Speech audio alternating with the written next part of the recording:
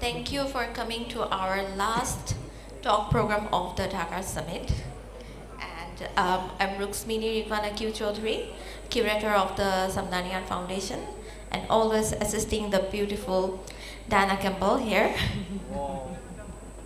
And today we have two wonderful people with us, and we will know more about this program and also about them shortly. So today's the talk program's name is On Gathering, and we have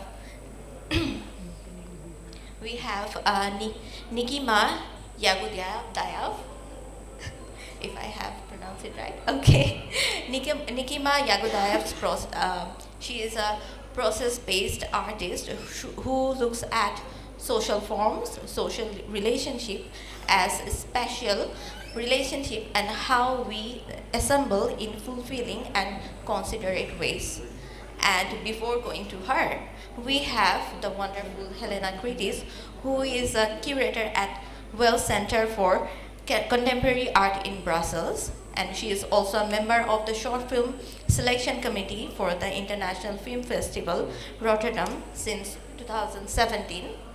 And we are so happy to be collaborating with WIELS, who are a partner of the Dhaka Art Summit and also involved in the process that we are going through with Nikima. So I'll hand over my mic to her first, and we will know more about how the collaboration has started. Thank you, Ruxmini, and thank you all of you for being here, and thank you, Diana, for the invitation. Very, very happy to be here. First time in Bangladesh, first time in Dhaka. It's really special. So yeah, my name is Helena Kritis. I'm a curator in Brussels in a Center for Contemporary Art called WIELS, which is housed in a former brewing factory, a beer brewing factory. So it's a historical building which actually wasn't suited at all to house visual arts. But as so many spaces these days, it's been adapted, and so this is what we do now. We are an art center and not a museum because we don't have a collection, but we do present contemporary art, mostly solo exhibitions by international and local mid-career artists, or surveys of important but unrecognized or under-recognized artists. I've started working in WIELS since 2020. I was specifically hired to develop a program for performance, for live arts, let's say. I started working 3 days before the pandemic hit and lockdown was enforced, which was a weird time to begin, especially working on a performative live program. And for performance, I guess, as you all know, you need crowds. Still, we're 3 years later, and about, I think, a year and a half ago, 2 years ago, I think we met for the first time through a common sort of art colleague, let's say, and I'd emailed Nikima to do studio visits, which is quite funny because you have a studio practice, but not in the sense of a studio, you know, an artist with a studio where you produce physical things. It was a studio visit in my home. Yes, So, yeah. exactly. And I think right about the same time, you were also meeting with Diana in a parallel track, because we didn't know that from each other. And then I think in another conversation, you and Diana and I, we started talking about Nikima and about how excited we were about your practice, about your performative practice. And we decided right then and there to try and collaborate. So this is what we're doing now. This is why I'm here and you're here and we're all here together. So I've invited Nikima to present her project basically in WIELS, in our space in Brussels, at the end of April of this year. And I think, Nikima, in a little while you will talk more about what this project basically actually is. And then the idea would be that in 2 years' time, an offshoot, a progression of that project would happen here in Dhaka through the help of the Dhaka Art Summit and Nadia Samdani and, of course, Diana. So that's how we ended up here. And so I'm basically here to sort of help, support, facilitate wherever we can. And I'm very excited to see what's going to happen in WIELS first in 2 months, and then what's going to happen in the next couple of years, and then in 25 here at the summit. Great. All right. Thank you everyone for coming. My name is Nikima Jagudajev. You got the introduction already. I'll just jump into explaining my work a little bit. So I work with big form performances, with dance, music, food often, and various other elements sort of relating to the place and the context that I'm doing the performance in. My work is also very much about the process, so the time spent in the studio with collaborators, developing the material, having important, deep conversations, or laughing about stuff. Yeah, all this is like very integrated into my practice. The sharing of space, the sharing of our stories, the sharing of our artistic passions. And yeah, I wanted to start off with a short video of sort of the first iteration of this project, basically, that happened in Norway at the Bergen Kunsthal. And let's start with that, and then I'll explain a little bit about it.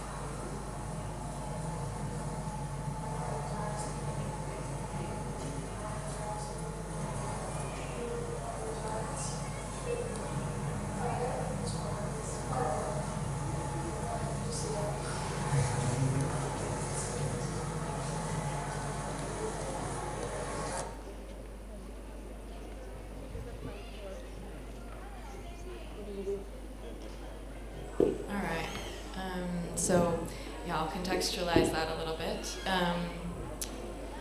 So I create these, I work durationally, so often the performances are many hours, 6, 7, 8 hours long,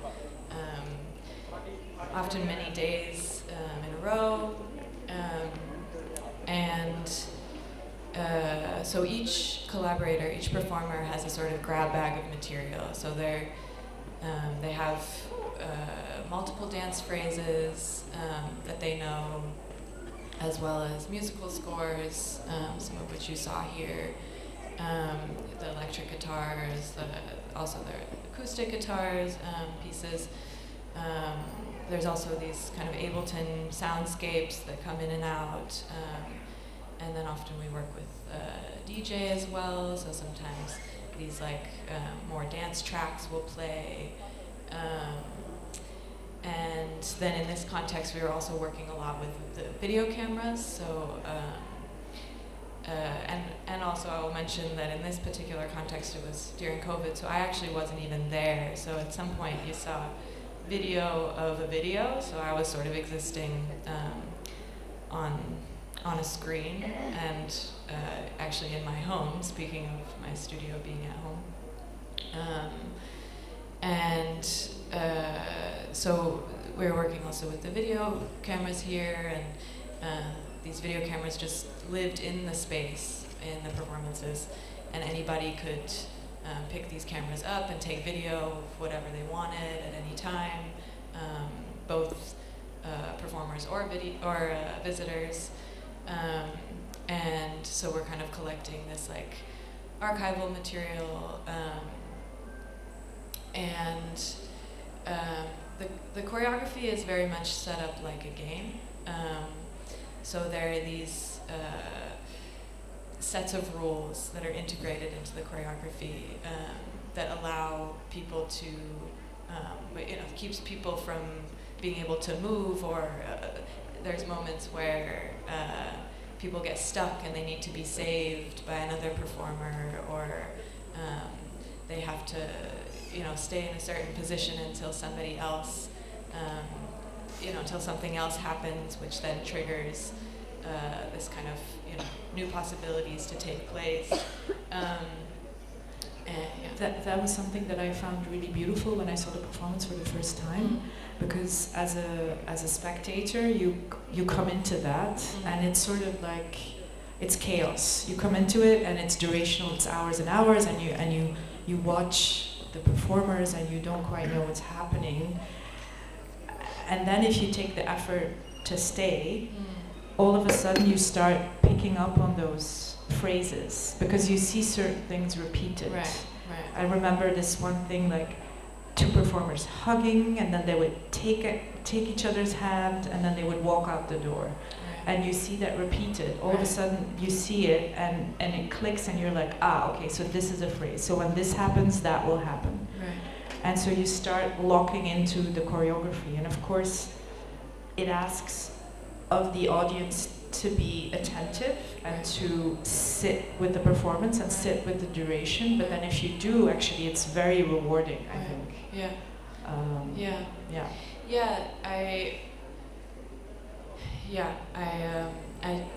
I like that when people stay, when people take the time to really be there. I think that's also what the work is kind of proposing, is this sense of agency and taking care of oneself within this space. So, and that's for performers and visitors alike. That there's all these different options, and you can decide what direction, what pathway you want to take within these different options. And also, you were just sharing a few minutes ago to me that, while you were growing up, you were performing on the stage, and how you wanted to be you wanted to control your own performance. So if you also talk about that would be great. Yeah, I was just saying earlier that growing up as a dancer, as a performer, there was always this expectation to perform, to entertain, to sort of execute these movements for an audience. And there were things about that always made me feel uncomfortable. And part of this process of developing my own work was wanting to make a space where I could take that space, could take that center stage when I felt like it, but that I could also retreat. I could become invisible even within the performance. And so that speaks to this sort of agency thing I was talking about, where having options, for example, food being available for people to eat, performers as well as visitors, to share this experience of eating together within the performance. This sort of, takes people's attention, right? The attention becomes focused on the food, but also maybe the conversations that happen, the interactions that take place between the people that are eating together, and it takes the attention away from potentially me or somebody else who's dancing. And then at some point, maybe that attention is reverted back to the dancers or to the musicians or wherever it's moving around. Can you also maybe speak a little bit about how you take over a physical space? Because you usually perform this work in quite big museal spaces, white cubes, let's say, and there's a sort of, I don't know, like a gentle scenography going on. Yeah. Maybe you can talk a little bit about that. Yeah. I mean, I always like to find maybe the unexpected spaces in a space, and like play with the architecture of a space as well, and kind of let it influence the work. So, like for example, at WIELS, we're gonna do we're gonna be working in the second floor gallery, but also on the rooftop, and we'll be moving like between these two spaces, which I think there's something about playing with this idea of like FOMO, like this fear of missing out when you have to be in like multiple places at once, and it's a practice of if I'm dancing, I'll be dancing a phrase in one location for like 45 minutes to an hour or something, with like other people coming and going, and it might be that I'm there alone and everybody else is up on the roof or something, and then I'm like, but it's also this process of like staying with the action and just like moving through this, I don't know, like transcendent experience of like enjoying myself, feeling really taken by the movement, and then feeling really frustrated and really stuck, and then like coming back to some kind of feeling of okayness, or and then maybe once I've gone through this whole process, just while dancing in one position, a group of a big group of people come and join, and then it has a completely different energetic feel to it.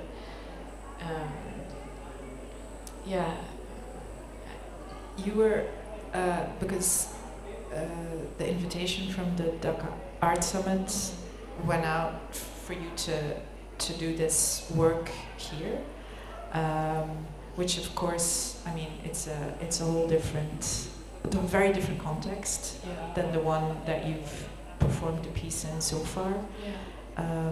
Maybe it's nice to hear, because you've been here for like 10 days, almost 2 weeks, because you were invited to be, this is a sort of recce residency where you do research and talk to people, so maybe you can share a bit about that process and what that will mean for the continuation of this work, and how it's presented next to or alongside the versions that you've been doing so far. Right.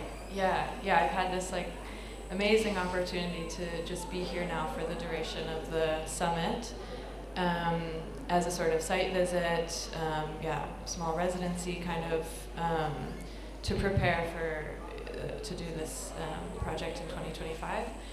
And it's been super incredible to be here. I have been thinking a lot, and I was able to hold like a small workshop yesterday with some local performers, dancers, artists, musicians, cooks, a lot of which are from the queer community, which is, we were able to have really great conversations as well, and I'm looking forward to developing this work, particularly here. Also thinking about the way people, we were talking earlier about this, like what I've noticed, people's sense of like the space that their bodies take up here is like very different from my experience in Brussels, where I live. Like walking on the street, I noticed that like that there's this real choreography of like people moving between one another, and that there's this awareness of like the negative space or the like empty space around one another. They're very conscious about the space that their bodies, or your bodies, I guess, take up in space, and it's this kind of like awareness of how we situate ourselves in space, and I think in Brussels, where I live, I find walking on the street like extremely frustrating sometimes, because there's no spatial awareness, where even though there's tons of space on the sidewalk, I find people will just walk directly into me. and this just doesn't happen here, even though there's so many people on the street. And I just think that I don't know, this kind of like perceptivity, this kind of awareness is really special, and I think about in the context of creating this performance, also with these big crowds, and thinking about, you know, like offering a space for staying, like a space. I would like to put, you know, sort of like tapestries or something on the floor, cushions, where people will take their shoes off, which I've also noticed, which I also love, and kind of like enter into this space and take the time to be there, and not only just for the performance, but also because for a space of relaxation, a space of sort of staying.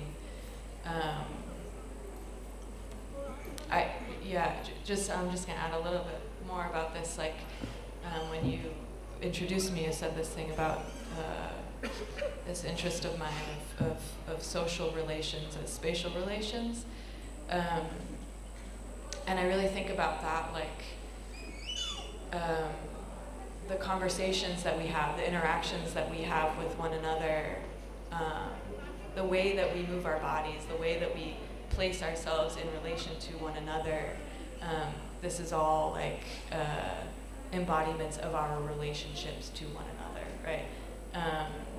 And these relationships, these interactions, they create a network. They create a spatial configuration between and amongst people, and I find these interactions and the involvement of the visitors into the performance as a real opportunity for potential, for something new to arrive, something disruptive, something like a rupture that proposes new interactions, new ways of being, new ways of expressing ourselves.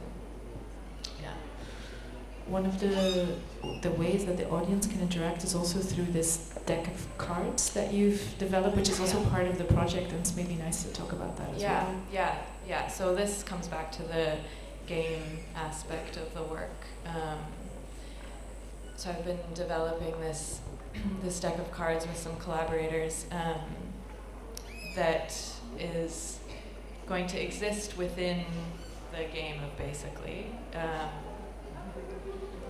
And so each card is a character from within, basically.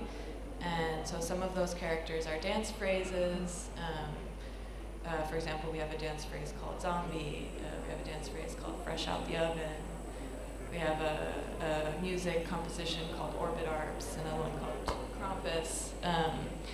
These are all characters.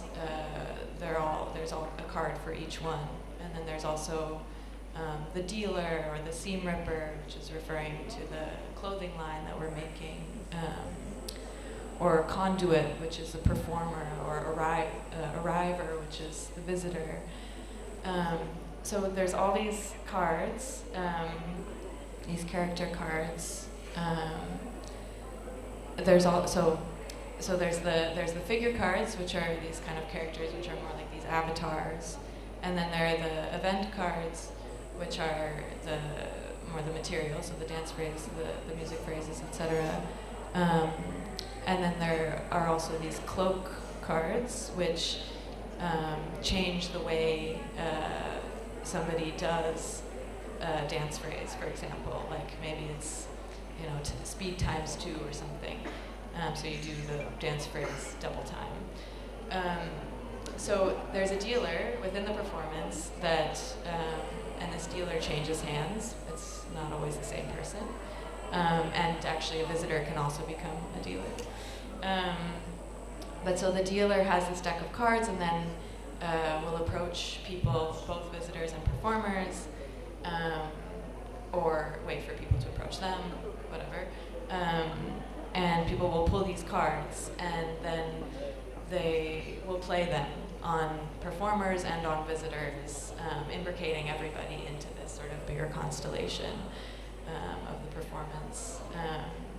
So yeah, adding to this game aspect of the work.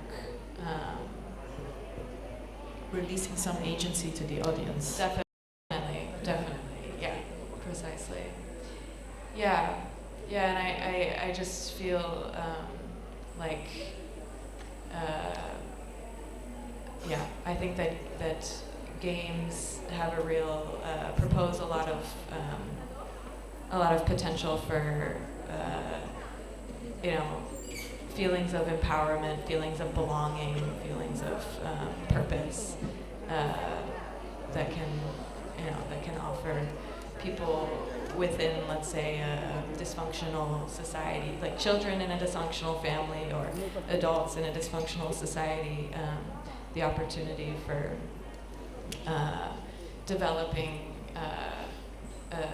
an identity of, like I said, empowerment or purpose or belonging that can then be taken out into the world and expressed elsewhere. One of the first things you mentioned, I recall when you were talking about this work, was this concept of reschooling, which I think is still part of this work and which really resonated with me, this idea of the returning to the sort of teenage years at the school and the potential of what happens after school, in between breaks. Do you want to elaborate a little bit on this concept that, you kind of coined, I guess? Yeah. Thank you so much. I refer to my sort of practice as a whole as this reschooling thing. And it really comes from feeling a real lack in the education system that I grew up in, as far as in the curriculum and in the ways the classrooms were set up, and of course the teacher burnout, and they're not getting paid enough, and there's many reasons for it, systemic reasons. But I found that this time spent in between classes, like meeting up in the bathroom for like these bathroom breaks and like writing on the stalls, or meeting at our lockers and doing these like locker decorations for each other, or like during recess, or meeting up to make out underneath the bleachers at the football games or whatever. Like all these moments within the educational institution, but sort of outside of the curriculum, where we met up together and shared our devotions with one another. I felt like these were super creative times, and were often sort of thought of as taboo, like gossip and stuff like this. And so that's a lot of my inspiration is like coming together with all the school kids and like, you know, sharing our devotions. And I love seeing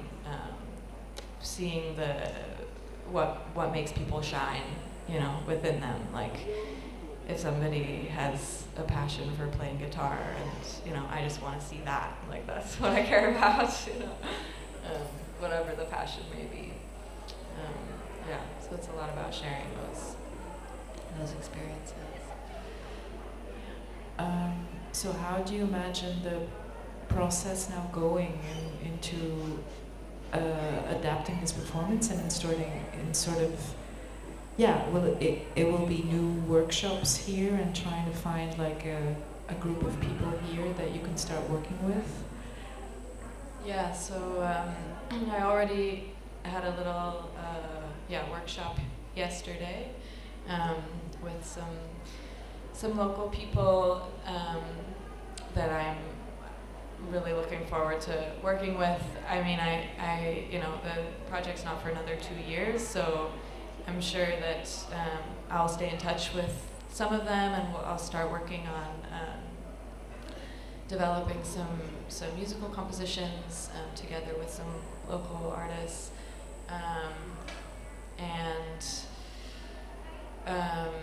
and then when I come back in like a year or a year and a half from now, then you know, taking a residency with some of these people that I met, and maybe some new people in Silet, hopefully at the Samdani Sculpture Center space, their residency space. Then we can really start to, you know, work on the I mean, I plan to develop a lot of the choreography ahead of time, and then start to teach it, but also to develop some of it together, and really like put it together, continue to absorb what's here, you know, like just yesterday you probably see my hand, but one of the collaborators, she does this amazing henna, and you know, we were like, well, of course that needs to live in the context of the performance here in the future. So I'm also very curious to know about the spontaneous part of the performance, which you were talking about. Yeah. The spontaneous part that you were thinking for the 2025 Dhaka Art Summit. Was there something specific that I mentioned that you were talking about? Or? About like, you know, jumping into dancing with people.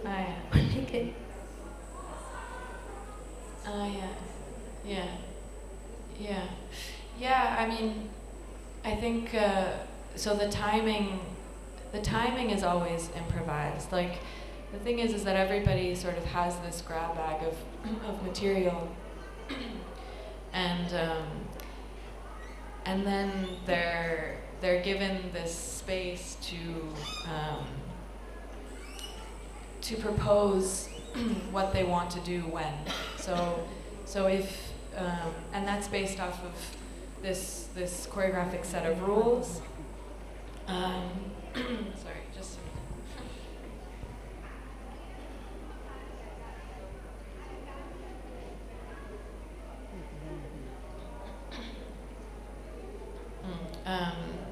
So it's based off of this choreographic set of rules, but also based off individual choice. I mean, it's in a way I give the dramaturgy over to each practitioner, as well as these deck of cards, which very much act as a dramaturgical tool, because if you pull a zombie, then you do zombie, right?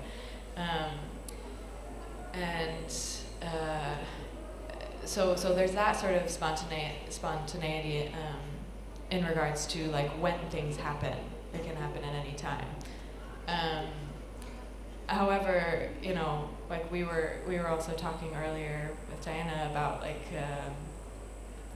crowd surfing. You know, like there could be these other moments of spontaneity that come in just through like being here and realizing what makes sense in this particular context, which, yeah, will take time. Yeah, I think the crowds is something that we all sort of are awed by. I think Diana mentioned 500,000 visitors already, which is just absolutely insane in terms of like Belgian institutions, I think for one.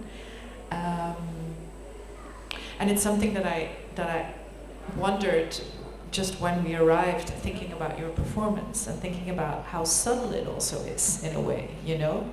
If you put it in a space and you come in and you don't know that the performance is going on, you actually might not notice it's going on, because some of these gestures and movements and, you know, 3 people playing a deck of cards on the floor or a couple of people eating or drinking, it's all part of this basically world and it's all part of the performance, but you might not notice that it's going on, and then multiply all of these people around and it potentially might almost disappear. So how do you, I mean, you might not have the answer yet, but yeah. Well, the thing is that everybody in the space is potentially part of the performance, sort of, right? So like, I think it's also a lot about thinking of the right cues, like the right, you know, food is like it's a universal cue of like, we know to eat food, like, you know, kind of.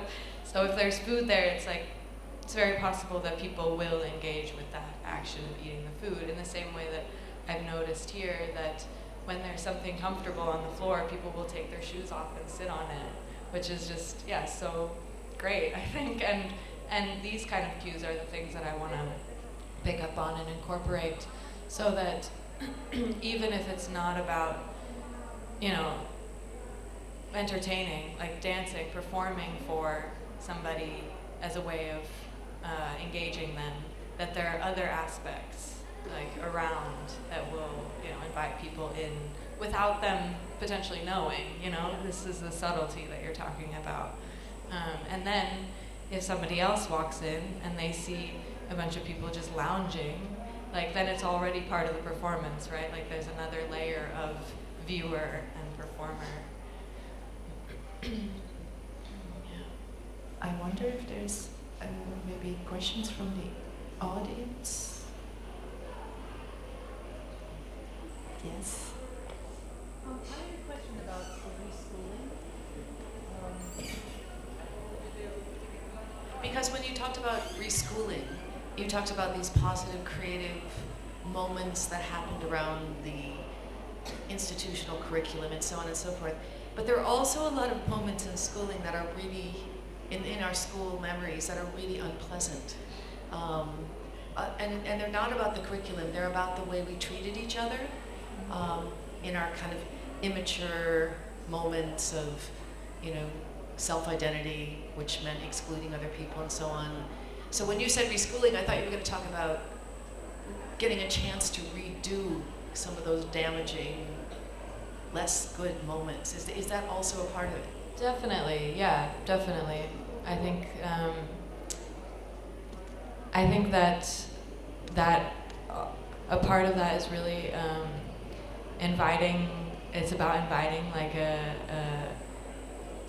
a group of people to be together that are, you know, passionate about doing things differently, like that have some kind of drive to address socio-political atrocities, and that have a certain kind of consideration and care for one another, that there is a certain kind of vulnerability involved, and maturity also, just in like being older and like having lived that and having that shared experience or different experiences also, and wanting to do, like you said, do it differently, in a very different context, also in a paid context, which adds this whole like element of this is also a work, this is also a job, and so I think there's also the consideration of how we address the formalities of like, yeah, working a job together as adults, kind of, or young adults could be as well. So yeah, I think that's definitely a part of it, and you know, I think that there's some things that are addressed and some things aren't, you know, like, and sometimes there's also the possibility of feeling like things are, like it's not, like, that things are maybe getting too intimate, or like to an intimacy that is not the intention of the work or something too, you know, like it is also very much about these these formal artistic practices too, and like we're sharing through doing also, right?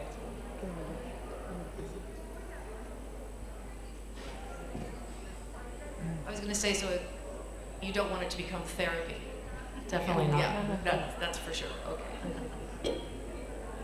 I think I'd sort of, I was thinking along the lines of some negative aspects as well, or like harsher aspects, because obviously this environment can be really rough, and the urban textures and structures that are out there are often pushing people into being hyper-aware, and often hyper-aware in ways that are not great as well, because there's a lot of tension and a lot of stress as well.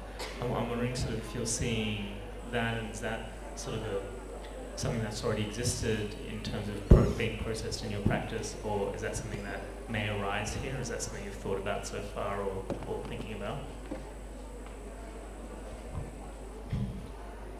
Yeah, I mean, I think it's a good point. We spoke a little bit about the like, I am very interested in like the sensorial, kind of like the plethora of sensations, kind of like, I think that my work generally speaks to like letting it, like a heightened state of sensitivity, kind of. And I'm curious how that will live here. I definitely don't have an answer to that. And also, that will be different because a lot of my collaborators will be from here, so that the sensibilities that they propose will also be specific, being contextualized already here. Yeah, I mean, I guess I'm curious when you say like negative awareness, like, yeah, if you're referring to something specific, or, yeah, I don't know, like if there's.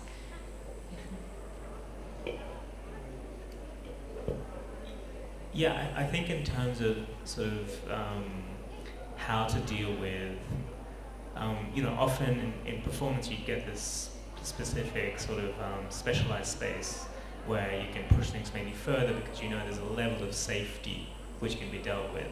But going off of movements, of a certain realism of what movements off the street here or off certain environments, there aren't those restrictions. So often people are reacting in a way, or they're acting in ways which are difficult to process into an aesthetic structure, and maybe even ethically becomes difficult to process into ethical sort of aesthetic structures, because they're often from very negative impacts such as dangerous traffic, or from a lot of people being on the streets, and the streets not being designed for that. And you know, these are sort of some pressures that are acting on people's bodies and their actions. Yeah. Yeah, I mean, I think there's a few things. So I'm interested in offering a place where people can chill out, first of all, and stay put and be. I also know this fight as a performer quite well. Like, I've experienced that in many situations with working on multiple floors, for example, where you might end up sort of alone, you know, and you're like, and then there's a big, it's like you against the world, might feel a bit like you against the world, kind of, to take up space and to feel like safe in that. And I'm sort of, I think, playing on that edge a bit, where within the choreographic structure, within the game, we're always telling each other who's where. So like, nobody's ever forgotten about, but they might be feeling alone for some time. You know, they might be left alone, but we still know that they're there, sort of. So there is a bit of this, like, sometimes I encounter a sense of like, I gotta be tough right now as a performer, and like, but also there's always the possibility of cheating, you know? In a game you can always cheat. So also like, a performer can always just go find a space or friends, or, you know, that makes them feel comfortable, or leave, or, you know, there's always these options as well. So there's that aspect, and then the other aspect I just wanted to quickly touch on is this thing of like disruption and like interruption and stuff, and like often I like to work with, most of the time it happens like in an audio way, like through music or sound.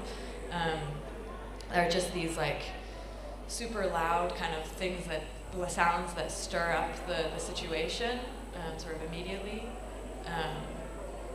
which can also be used as a kind of counter to aggression, or, yeah.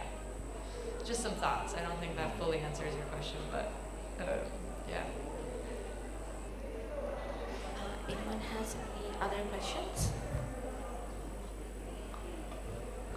Okay, I don't see any, but I think this is like the first project that we have started thinking before the 2023 Dhaka Art Summit for 2025. So we are like really excited to see what 2025 brings in for us. And also when we see all this crowd like coming in, I think it will be really interesting to see how the crowd is becoming part of the project itself. So thank you so much for being with us. Thank you, Nikima, for sharing your wonderful very much. Ideas. And we will show a short 10-minute video of Nikima about the project she is now doing, basically. Yes. Thank you. Thanks for coming.